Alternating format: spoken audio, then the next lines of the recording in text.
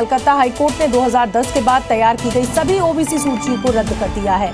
इस फैसले की वजह से 5 लाख ओबीसी सर्टिफिकेट रद्द हो जाएंगे। तुष्टीकरण की मंडी में बैठे दुकानदारों की दुकान बंद करने वाला फैसला अब आ चुका है।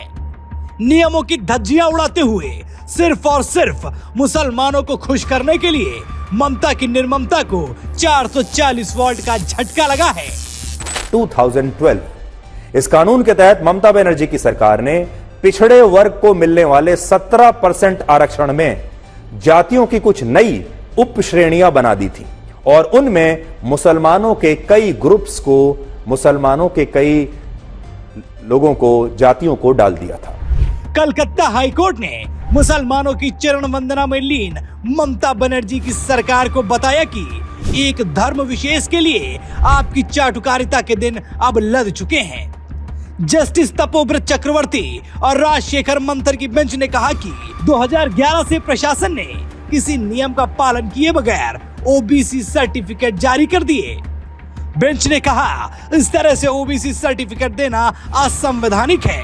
यह सर्टिफिकेट पिछड़ा वर्ग आयोग की कोई भी सलाह माने बगैर जारी किए गए, इसलिए इन सभी सर्टिफिकेट को कैंसिल कर दिया गया है। ये इसलिए किया गया क्योंकि पश्चिम बंगाल की सरकार ने मुसलमानों का वोट बैंक के लिए अनाप शनाप मुसलमानों को ओबीसी बनाने के सर्टिफिकेट दे दिए।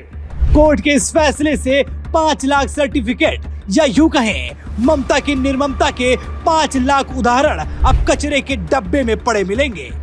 আমি তাদের রায় মানি না, আমি মানবো না, ওবিসি রিজার্ভেশন চলবে, এর জন্য উচ্চতর কোর্টে যেতে হলে।